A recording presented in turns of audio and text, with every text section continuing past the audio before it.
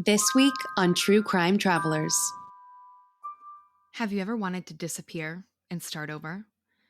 Well, Michael Brown, his wife Nan, and their son Watson are doing just that, leaving their old lives behind to start fresh in the remote paradise of Bocas del Toro, Panama.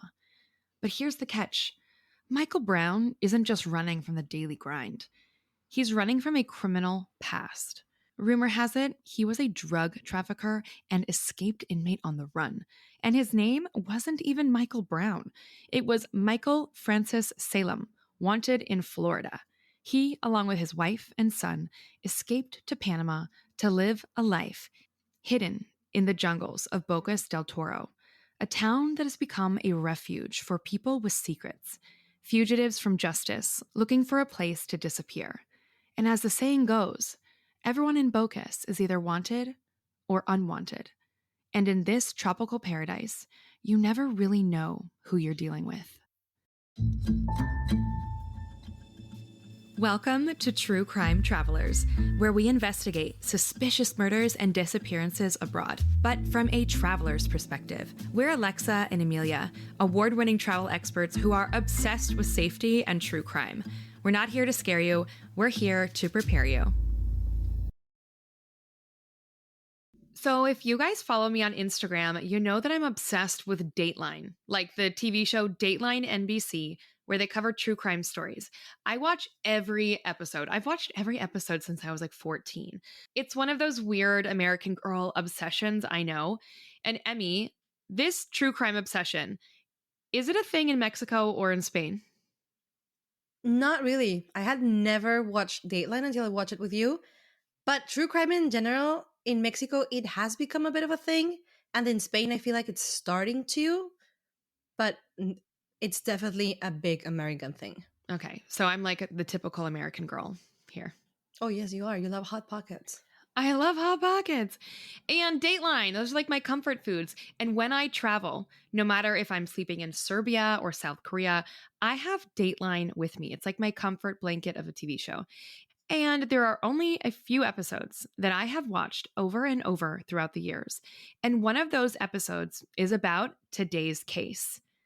I know it well, but I've never had anyone to discuss it with at length until now. I have Emilia and I have you guys, our true crime travelers. So I'm about to nerd out and go really deep on today's case. Are you ready for it? I am so ready. I love when you nerd out. I do. And we have our beers ready. So a little cheers to you. Cheers. So let me tell you guys about the case, or technically the multiple cases, which have captured my brain for over a decade. This case involves a serial killer in Central America preying on expats. And this case takes place in Panama, a small country squeezed between Costa Rica and Colombia. Panama's low cost of living, easy visa policies, and tax haven status have made it a magnet for expats looking for a fresh start. But there's more. Panama's bureaucratic loopholes, especially in enforcing its extradition treaty with the US, has allowed fugitives to slip through the cracks. Within Panama, one of those places that feels like the perfect place to disappear is called Bocas del Toro. I want you guys to be able to picture the layout of this town. So I'm going to put a map of it on our blog at truecrimetravelers.com, but I'm also going to describe it to you right here. Bocas del Toro is a peninsula, but it's shaped like a leaf. The center of town is densely packed with guest houses, bars, hostels, full of backpackers and expats. It is insane. And Emmy, I went to Bocas del Toro and I was overwhelmed by like the shoulder to shoulder tightness of life. And my boyfriend at the time, we were super poor. So to find a hotel, we would walk from hotel to hotel and we'd be like, hi, can we look at the room? And then we'd be like, how much is it? Can you take this much? This was like OG broke backpacker. So we pick this one really quaint hotel. It's probably 2 p.m. We see the room and we're like, okay, this is great. It's quiet. It's cute. It's cheap. Fantastic. And they're like, hey, check-in is at 4. Come back later. I hate late check-ins, by the way. I think that's so stupid. So we come back later and we're like, we're just going to go right to sleep. We lay down and about 8 o'clock. Boom, boom, boom. The entire Bocas, it felt like, turned into a party. I swear to God, I feel like I'm inside the party. And I stand up on my bed, I open the shutters, and do you know where they opened into? The party. The guest houses were so densely packed that the guy standing on the other side could have handed me a beer if he wanted to. And no, I didn't take the beer. I was like pissed off. I just was so pissed off, but I did not sleep that night. This is Bocas. But the charm of Bocas is the fact that there are all these hostels and bars that you can only get to by boat. So everything feels like an adventure once you leave kind of like the main part of Bocas. It all feels just like a fun little adventure. And on that note, it is this fun little adventure, this leaf shape of the peninsula, that provides inlets and islands and little hidey holes for people who want to be unseen, for people who want to disappear. And that is exactly what happens in Bocas del Toro. You have people coming to Bocas, maybe just passing through, yeah, but you have a lot of people coming to Bocas who plan to stay, live a cheap life, and maybe hide or try to forget their past. So you can either choose to stay in the center of Bocas and party and have a social life, or you can choose to zip away into an inlet, into a hidey hole, and have no one know your business. But most people in Bocas, I'll tell you, expats, they still want their comforts. Like my dateline is my comfort. Some people still want their comforts of a cold beer, of a nice steak. And so some of those sketchy people, they come out of their hidey holes from time to time. And this is what our first victim, Michael Brown, and his family choose to do. They moved to an area of Bocas called the Darklands. It's a remote region on Isla Bastimientos. Unlike the busy town centers, the Darklands are hard to access, with no real infrastructure or roads, only jungle paths and waterways. Oh, wow. That is secluded. Yeah, it's where the more isolated and often poorer members of the community live. And it's also a place where no one will bother you unless you invite them to.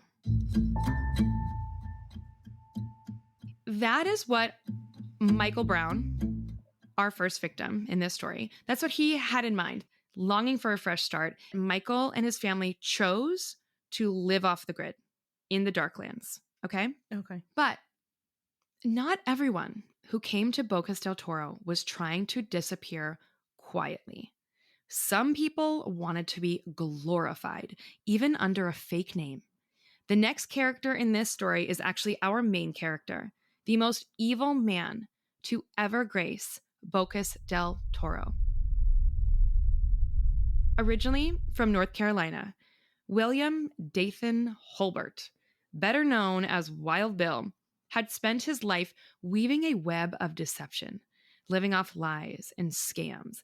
His most infamous crime in the US, forging documents to sell a house that wasn't even his. Imagine the audacity, convincing buyers, like excited buyers, that he owned a property and then scamming them out of hundreds of thousands of dollars while living this double life. But this wasn't an amateur little move from Bill. Wild Bill, the nickname that he has gained over the years, or maybe given himself, I'm not really sure, has perfected the art of deception, manipulating paperwork and identities like a seasoned con artist. He's cunning, charming, and ruthless. And physically, he was hard to miss. I mean, I'm going to send you a photo of Wild Bill right now, okay? Mm-hmm. And True Crime Travelers, we will put this on today's blog at truecrimetravelers.com. Wild Bill, he stood 6 feet tall and he weighed about 220 pounds. He was like a big old meatball. He had a muscular, stocky build. Yeah, like the kind that made him look like someone you just don't want to mess with. And his hair, he had like crazy people hair. Dirty blonde, often cut really short, really, really curly. So it almost was like a clown hair. And he has this intense, almost piercing stare that could flip between charm and evil in a second. For years, you guys, Wild Bill managed to stay one step ahead of the law, but his crimes finally caught up with him. He ended up, Emmy, on America's Most Wanted. Do you know this show? Yeah, I do. Wild Bill, his face was on there because there's a warrant out for his arrest. And get this, him and his girlfriend, Laura Reese, they were on the run. Then there was an incident in which they were pulled over by law enforcement, and then they took off, and it was a high-speed chase, and they got away. No. This is a girl that he met at work or something, and she was like equally sketchy, and they banded together. So basically, they knew they had to disappear immediately. But they didn't just flee the country. They didn't just like do it in the middle of the night. No. These two, the showmen that they were, orchestrated an escape that feels like something more out of a movie. Wild Bill and his girlfriend Laura Reese, aka Jane, concocted an audacious plan, one that would throw investigators completely off their trail.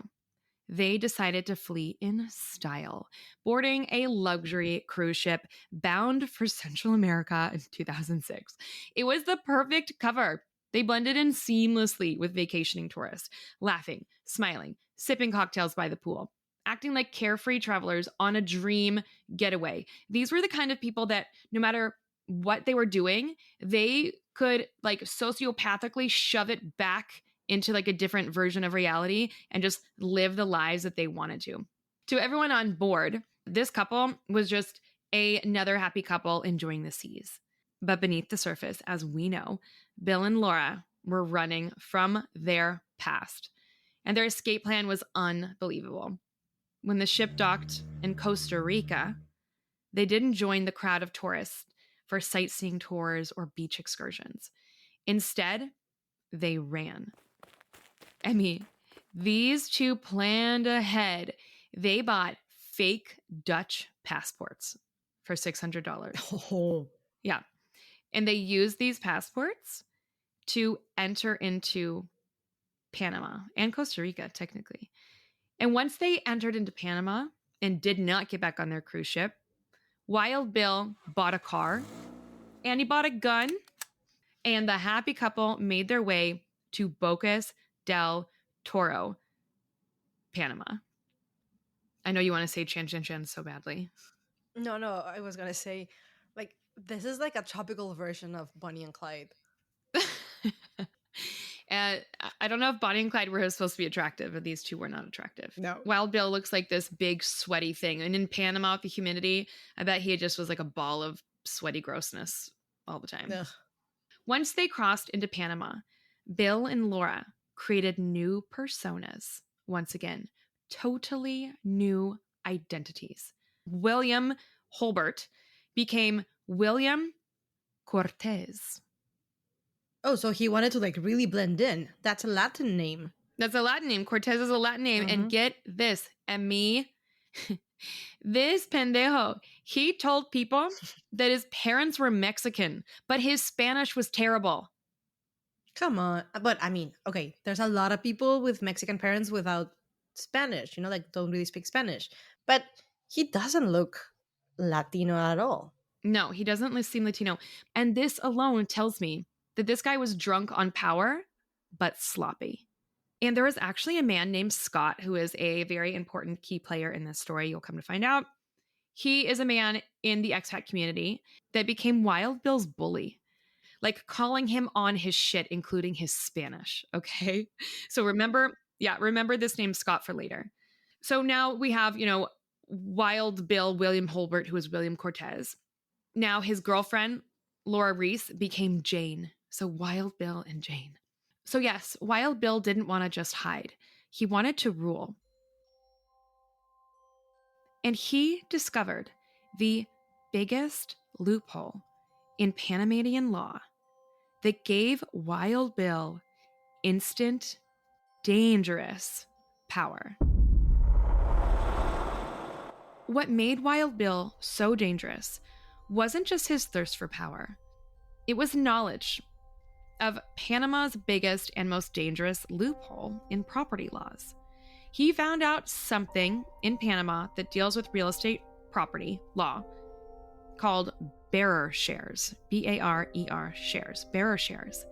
In simple terms, bearer shares are a type of ownership document used in Panama where Whoever physically holds the share certificate is considered the legal owner of the property. So it's like having the keys to a car and being like, I'm holding the keys, so this is my car. So you're basically saying that anyone who physically possesses the documents is the actual owner of the property? Exactly, Em. It's like holding the keys to someone else's house and no one can prove it's yours or not yours. And Wild Bill, he wanted all the keys.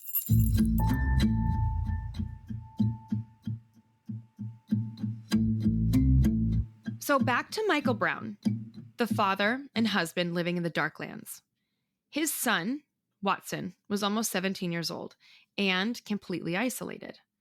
Michael knew that he needed to make a change in lifestyle for his son. So he made the decision to put his house up for sale. Under the pretense that Wild Bill was an interested buyer who intended to purchase Michael's home, Wild Bill visited the property for a tour. Except Wild Bill didn't need a tour to be convinced that he wanted this house. He wanted it, and he was going to get it. He and Michael made their way towards the back of the property. There's like a well towards the back of the property. So you come up on a boat, there's a dock, there's a big front yard, then there's this big house, and then around the back there's a well. They made their way towards the back of the house, and that's when it happened. Wild Bill pulled out a gun, and he shot Michael in the head, killing him instantly. Then there was Watson Brown. Wild Bill went and got Watson, and he said, "Hey, your dad is out back and he needs your help. Can you come help us?" He took Watson behind, a 17-year-old child, and shot him in the neck. 2 deaths, but there was one more. There was Nan Brown, who was gardening nearby. She's just on her property, gardening in paradise.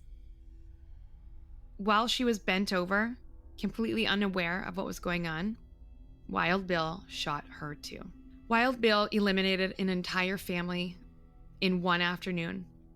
After killing them, he dragged their bodies and buried them in shallow graves on the property. Using the bearer shares, Wild Bill, like a parasite, took over their house and their lives. Wait, but no one noticed that this whole family was gone and that Wild Bill was now living in the property? Yeah, this is like the only place in the world that this can happen. Michael and his family were reclusive. There wasn't anyone to miss them. They didn't have this like daily routine. They didn't have these daily connections. And travelers, they move on all the time. And people knew that they wanted to sell their house. So if you don't really have tight friends, they're like, "Oh yeah, those people, I knew they wanted to sell their house. Oh, and this new guy, he's nice. He moved in." Makes sense. With the property now legally in his control, Wild Bill didn't waste any time. He renamed the Browns' house to Casa Cortez and transformed it into a hostel for tourists. To any unsuspecting guest, Casa Cortez seemed like the perfect little tropical getaway. A gorgeous home set against the backdrop of lush greenery, the turquoise waters of Bocas del Toro, and the easy charm of a friendly American host. Wild Bill loved being the host of this property. With his larger-than-life personality, he played the perfect innkeeper, grilling steaks, hosting parties, and loving to tell guests, like all of his tales of life and paradise. Like he loved being this star. But what no one knew was that just a few hundred yards from where they were lounging, swimming, and enjoying their vacation, the bodies of the Brown family lay buried. Every time a new guest checked into Casa Cortez, they were unknowingly stepping onto land stained with the blood of the family that had once called it home. What happened next will blow your mind, and we'll get to it right after this break. Do you ever dream of just packing up everything and moving to the other side of the world? Well, I can teach you how. In my new book, The One-Way Ticket Plan, Find and Fund Your Purpose While Traveling the World, I give you real advice on how to make money abroad, how to actually afford this, and how travel can lower your cost of living, aka travel can be cheaper than living in your home country. I'm Alexa West, and I left the country with just $200 in my pocket after college. And I turned that $200 into over 10 years of living abroad full-time. And now I'm teaching you how to start your own adventure, no matter your age, budget, or travel experience. I'm proof that your dream life can be your real life, and you ain't gotta be rich to do it. From guidance on traveling safely, using strange toilets, coping with loneliness, and avoiding the tourist scams, the One-Way Ticket Plan provides the tools and inspiration to turn even the most inexperienced explorer into an expert traveler before even leaving the couch. Get your copy of the One-Way Ticket Plan on Amazon, Audible, or wherever it is you get your books to start your adventure now. Wild Bill had killed Nan, Watson, and Michael Brown and took over their home. He was even living off of nearly a $300,000 nest egg that Michael left behind. Wild Bill was able to access the money that Michael had left. But he wasn't just content with taking over the Browns' life. He now needed to make a splash in the community, let people know who was king around here. Wild Bill began climbing the social ladder. And then eventually he decided that on the dock of Michael's house, the one he was living in, Wild Bill did what many expats in tropical paradise areas dream of doing. He opened a bar and grill on the water. Yay! The Jolly Roger Social Club is what he called it. It became a local favorite, with Wild Bill grilling steaks in a Viking hat, laughing with the locals, playing the part of like the carefree expat living the dream. A sign at the entrance of this place read, 90% of our members survive. It was meant as a joke, but in hindsight, it was a chilling hint at the horror that was happening just beneath the surface. So you would think that that would be enough, right? He's killed 3 people. He has a beautiful home, hostel, and bar for free. He has access to Michael's money, and he has his partner, Jane, by his side. But Wild Bill, no, he wasn't satisfied. He wanted more. Another property. Enter Bo Eisler, an American expat who had been living in Bocas del Toro for years. Unlike the Browns, Bo Eisler had people that cared for him. He was kind of social here and there, but he too also liked his isolation, living a peaceful life on his beautiful piece of land, surrounded by the lush greenery. But eventually, like many expats, Bo had begun to feel the pull to move on. He was ready to sell his property and find a new adventure. And then one day, with this dream of moving away in action, one day, Bo simply vanished. At first, no one thought much of it. After all, in a place like Bocas, people came and went all the time. But as weeks turned into months, Bo's absence became more and more noticeable. His friends started to worry, and rumors began to swirl. What had happened to Bo? Emmy, you can guess what happened to Bo, right? I think so. Another shot to the head, another acquisition through bearer shares, another property that Wild Bill was now appropriating. I mean, it's pretty obvious, right? Yeah, so we're seeing this pattern in Bocas, and this pattern did not sit well with Bo Eisler's friends. 5 months after Bo's disappearance, his friends and neighbors were fully convinced that something had gone wrong, and so they reported Bo Eisler missing. For the first time, people in Bocas del Toro were beginning to suspect a possible killer on the loose. If the disappearance of Bo Eisler shook the community, it was nothing compared to what happened next. Cher Hughes was a well-known figure in Bocas del Toro, a vibrant and outgoing woman who loved life and lived it to the fullest. She was the life of every party. Cher owned a small private island near Bocas, a little slice of paradise where she hosted legendary parties that people talked about for weeks afterwards. And I'm sure it wasn't just alcohol. I'm sure there was more to that party. But Cher wasn't just a party girl. She was a complex person with her own struggles. Behind the laughter and the good times, Cher was dealing with her own demons. She had been through a lot in life, and while she put on a brave face, those close to her knew that she was struggling. But one of the things that brought Cher so much joy was her guest house, Casa del Sapo. What does that mean, Emmy? Toad's house. Okay. Cher owned the Toad's house, a charming little place where she welcomed travelers from all over the world. But running a guest house, that is really hard work. And over time, the weight of it all just began to wear on her. She started thinking about selling the property, about finding a new adventure, or maybe just taking a break for a bit. That's when Wild Bill came into the picture. He saw another opportunity in Cher, another property to take, another life to snuff out. He approached her with his usual charm, offering to buy Casa del Sapo and take it off her hands. Cher, exhausted and perhaps a little relieved at the thought of passing on the responsibility and the new money, began to consider his offer. But before any deal could be made, Cher vanished. And that was Wild Bill's biggest mistake. People noticed Cher's disappearance right away, immediately. The rumors spread quickly. Had she left on her own, or had something happened to her? Meanwhile, Wild Bill publicly takes over Casa del Sapo, Cher's guest house on her private island. But by now, being a serial killer was getting exhausting. Bill was drinking a lot and didn't keep the place well. You can actually go on TripAdvisor and read reviews and see Casa del Sapo. Okay, Emmy, I'm sending you this TripAdvisor link on WhatsApp.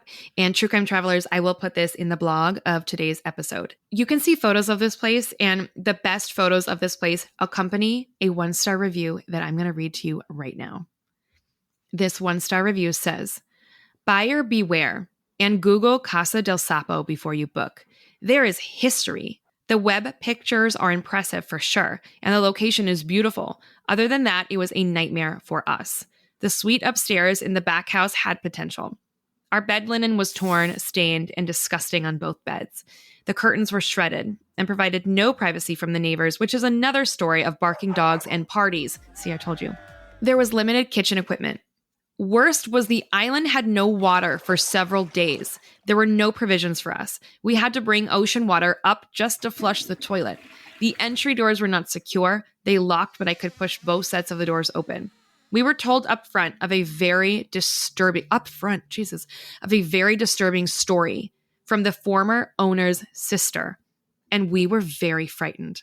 And we were only told after we arrived. We had originally booked for 2 months, and we left 2 days after. We paid a deposit, and the balance was returned." What? So they did what a lot of people do. So you guys, they booked this guest house for 2 months. This is a place where people come and they stay for a long time, and they have hopes of like living there. So these people booked it, and then they got there and they're like, oh, this is run down. And then Cher's sister is there to take care of it. And she's saying, this is what happened. I just want to be upfront with you. The point being, this place went downhill. And this is the kind of like, I don't know, area that Bocas del Toro is like, things don't always run properly in paradise, you guys. You want to live like on these overwater huts. It comes with issues. And if there's not someone upkeeping it, the issues become like in your face.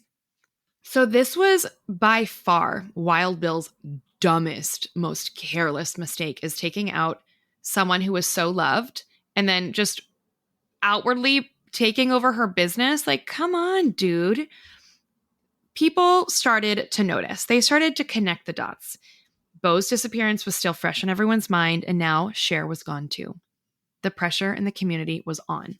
Then a tip came into the police from one of Wild Bill's gardeners.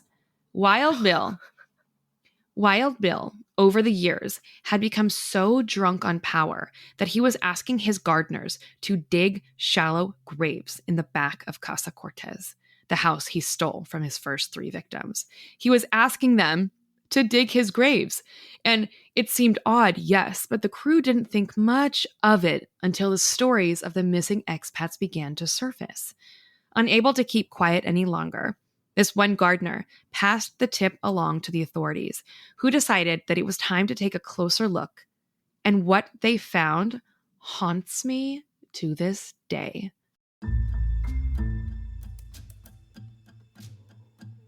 June 11th, 2010, the day that Bocas del Toro was turned upside down. The police arrived at Wild Bill's property, Casa Cortez, to investigate that tip from his gardener. But Bill was already gone, tipped off by a friend. He and Laura Reese, aka Jane, had fled, leaving behind a scene of unimaginable horror.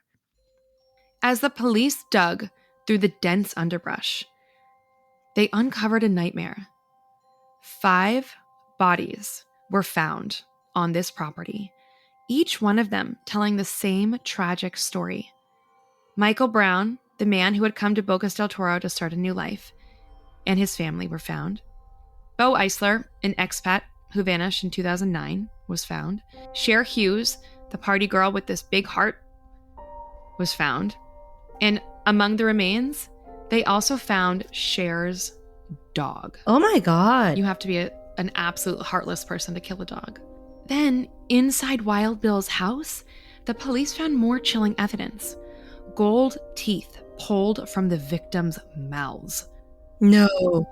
Documents that had belonged to them, and other personal items that painted a grim picture of what had taken place. The creepiest thing they found in his house? Bo Eisler's walking stick. The walking stick that he used to go everywhere. But where was Wild Bill and Jane? Ladies, I am on a mission to turn all of my lady listeners into outdoor campers. No men required.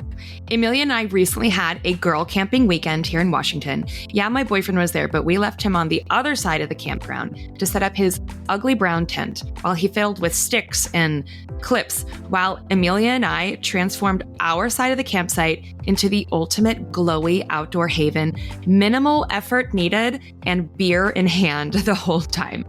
The camping gear that I love is called Natural Life. It's super durable, but it's also very boho chic. I want to be a tough girl, but I want to make it cute, you know? I am obsessed with everything outdoor that they have. It's all very like floral, pink, but also very practical, easy to clean, waterproof. So our setup had this beautiful fuzzy blanket that we used as a doormat and a hangout space. Then we had matching chairs with a table with built-in cup holders, which is so useful when you're camping. We also had the most gorgeous tent that, yes, it looks pretty, but it rained that night and Emilia stayed completely cozy and dry. And the key, you guys, to camping, to a beautiful camping space, is outdoor fairy lights. I know it sounds extra. Be extra. The outdoor fairy lights transformed our entire place. It just brought it all together. So yes, you can be a tough girl in the wild and still keep it cute. Emmy and I made a video of our entire setup that you can see on this episode's blog at truecrimetravelers.com, where I'll also share my must-have camping gear from Natural Life. These escape artists did what they do best. Wild Bill and Jane managed to exit Panama without getting caught.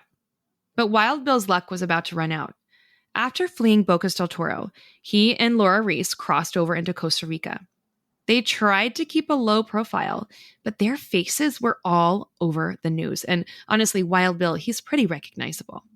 It wasn't long before a hotel owner recognized them and alerted authorities. But Wild Bill wasn't ready to give up. This is about to get really like 007 Bonnie and Clyde. In a desperate attempt to escape, they stole a boat, dumping its owner into the water, alive, thankfully, and tried to make their way to Nicaragua. But the soldiers in Nicaragua were ready. They caught the pair at gunpoint, And despite their attempts to pass themselves off as Dutch nationals, Wild Bill, had his passport, it didn't take long for authorities to figure out who they really were. The pair were detained, identified, and taken by plane to Panama City, where they were greeted by onlookers and journalists. And Wild Bill, as he gets out of that plane, we have a photo of him getting out of this plane, actually, that we'll put on truecrimetravelers.com. He realized he was about to become a serial killer superstar. He loved the attention from the start. He loved it so much that he has given so many interviews where he details his murders and his crimes. He admits to killing the Browns. He admits to killing Bo Eisler. He admits to killing Cher Hughes. But he has a reason that he killed them. He has a reason. It wasn't what you thought. He wasn't this evil murderer, he claims. No. He was just doing his job. Wild Bill was about to start passing off his next identity as a hitman. Come on. Hey, witches, before we continue, have you joined our True Crime Travelers newsletter yet? We deliver new episodes to your inbox every week, so you never miss a case. So, pause this podcast, head to truecrimetravelers.com and sign up for a newsletter. All right, Emmy, we're soon getting to detective part, so I need you to listen really closely because Wild Bill is about to spin a lot of stories, and I'm going to need you to give me your theories in a minute. So that's the most evil laugh I've ever heard. Behind bars, Wild Bill claims that he was not the mastermind behind all these murders. Nope. According to Wild Bill, it was a man named Scott who was pulling the strings. No. And Wild Bill says he was just a hitman working for Scott. You guys remember Scott? I told you that Scott was Wild Bill's bully. Scott was the guy that would be with Wild Bill, night out, drinking. Wild Bill would be telling one of his bullshit stories. And Scott was the kind of guy that would be like, that's bullshit. You sound stupid. You can't even speak Spanish. What are you talking about? This is what Scott was doing. But Bill is now getting his payback. Wild Bill is blaming this all on Scott. And guess what? It works. Scott is then dragged into legal proceedings to clear his name. He does. He eventually does clear his name. But you guys, it was very close. The police were believing Wild Bill. That is how charming he was. But they were only believing him for a while. And I don't want to focus on this line of the story because it was so baseless and it was proven false. Hitmen don't kill and then move in and live someone else's lives. A hitman, if you're really a hitman, you go, you do the job, you leave. Wild Bill would go, he'd be a parasite. He would kill and he would move in and he'd stay. Furthermore, Wild Bill, Emmy, get this. He says that he didn't kill Cher because of a hit. So he's like, yeah, Scott made me kill Nan, Watson, Michael, and Bo, but I didn't kill Cher from a hit. No, that was my choice. I killed Cher out of empathy to end her suffering. She was just so miserable. Come on. Psychopath alert. Psychopath alert. Eventually, through all of this bullshit and attempts to kind of like sidestep all of the legal proceedings, in 2017, Wild Bill William Holbert was sentenced to 47 years in prison for the murders of 5 people: Michael Brown, Nan Brown, Watson Brown, Bo Eisler, and Cher Hughes. 47 years. And honestly, a lot of people felt like that wasn't nearly enough time considering the horror of his crimes. He will be eligible for parole before he turns 70, which is just wild when you think about it. And what about his girlfriend? What about Laura Reese, aka Jane? Because, I mean, she probably wasn't the one who pulled the trigger, but she was definitely involved in this, right? Yeah, I think that she knew what was going on, and she played her part in keeping these gruesome secrets hidden. Laura Reese was sentenced to 26 years in prison. The court found her guilty of helping Bill with the murders, especially in covering them up. And like you said, she may not have pulled the trigger, but she was involved. She denied everything, though. She denied. And while she didn't face the same heavy sentence as Wild Bill, 26 years is still a long time. But you should know that Panama's legal system allows for early parole in some cases. So who knows how long they will actually serve. But Emmy, from prison, he is a celebrity. From prison? Yeah. This was such an easy case for me to dive back into because there are so many interviews, because that's all he does with his time. He just wants to talk. So True Crime Travelers, in a case like this where it is solved, but there is so much information in front of us, we like to dig deeper. We like to play detective because it gives us a chance to go more into the psychology of what the hell was this guy thinking. So let's do it. Let's play detective. Okay, so let's dive in. And my first question is, was he bullied as a kid? Yes, he was. There is this awesome podcast, I think it's called Scott versus Wild Bill, and I'm not all the way through it yet, but they do talk about growing up, Bill was bullied. If you ask him, though, he has this like vision of himself that he was the prom king, but if you ask his classmates, they made fun of the size of his head. Okay, that makes all the sense in the world. So many serial killers have been bullied in the past, and they have so many rejection issues that leaves a mark, you know? What starts as them feeling powerless turns into this overpowering desire for power. And I think that it's key in understanding that Bill didn't really con these people out of money. He did it for power because he wanted to be the king of Bocas del Toro, right? See. And I think what is really interesting about this case is how many people fell for his charm, when actually that charm and many of the things in this story can be massive red flags for his psychopathy, you know? Psychopaths can be massive manipulators. So I think that could be like number one. And number two, the lack of empathy. How you just told us that he was saying that he killed Cher out of empathy. That's completely fake. He, in all of his actions, he clearly demonstrated no empathy for anyone. Killing Watson, Michael's kid, and killing the dog. Why would he have to kill the dog?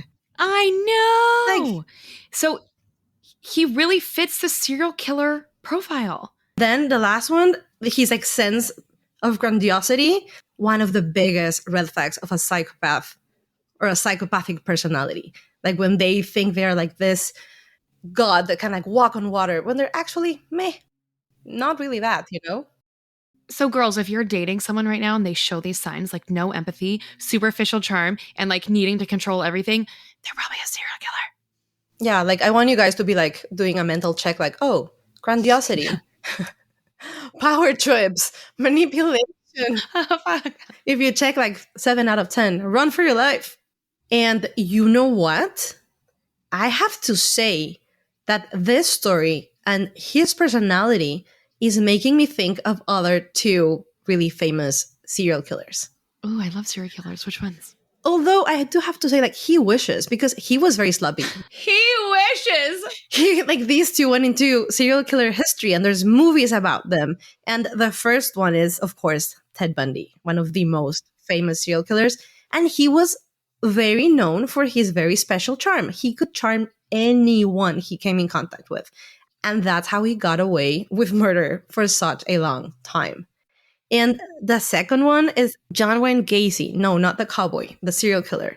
And this guy, he was known for hosting parties and to really be blending into the community. But meanwhile, he was hiding really monstrous actions. I think that you're spot on when you're like, he wishes, because you're right. He is a tormented little boy who has big issues. The point is that Wild Bill is sloppy, and I think he was more of an aspiring serial killer than a professional serial killer. So yeah, he wishes. Yeah, sick burn, Emmy. Very sick one, but yeah. So yeah, you know what? Wild Bill, his craving for fame and attention has not stopped, and it is now behind bars that he is craving attention, and he's thriving on publicity. He is like most serial killers, where he has like this mini celebrity mindset, and he's enjoying the spotlight.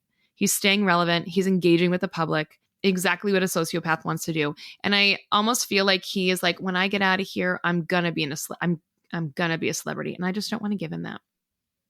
He maybe thinks that he's going to be like Anna Delvey and end up with his own Netflix show and everything. He's not going on Dancing with the Stars. I can guarantee it. So that is today's case. But what can our listeners take away from this? Like, what is our travel lesson in this one? To our listeners, this is where we want you to really lean in. We are taught to fear strangers, people who don't look like us, who speak a different language, who dress differently. But here's the thing.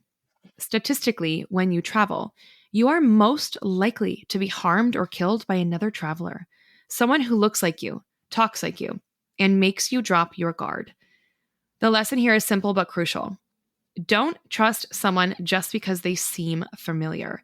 Just because they remind you of someone from back home or share your accent doesn't mean they're safe. In fact, those similarities can be exactly what a predator uses to lower your defenses. So trust your instincts. Your gut will never lie to you. Be cautious, even in paradise. Emmy, do you have any thoughts to add? I want you guys, when you are dating someone or meeting someone abroad, like keep this like checklist in mind. Probably not everyone you meet is going to be a serial killer, but you can run into narcissists or difficult personalities who are probably not going to be good people for you. So just keep in mind the kind of things that we mentioned, people who are manipulative or have this like false sense of grandiosity. Just keep it in mind and trust your intuition always. I totally agree. Okay, so where are we going next week? This is going to be bittersweet for you. Oh, no. We are going, Emmy, to a place that you haven't been in a while. We are going to your home country of Mexico. Okay, that's exciting. Yay. Well, I mean, it is exciting, but then, then we think about the fact that, yes, we get to talk about tacos and sea life and culture, but then, we're also talking about death. So we're on a bittersweet path to next week, aren't we? We are, but it's okay. Okay, Em. Do you want to make dinner? Yeah. What are we making? We're making enchiladas with your catastrophe cochinita. Okay, see you downstairs. Okay. And True Crime Travelers, we will see you next week. And remember that safety is citizen. Travel safe. Bye. Bye. This podcast delves into true crime cases, and we want to remind our listeners that all individuals mentioned are presumed innocent until proven guilty. The opinions expressed here are solely those of myself and Emilia. We strive to research thoroughly and provide accurate and up-to-date information, but please be aware that some details may evolve over time. We encourage you to do your own research and verify the information presented. Thanks for listening.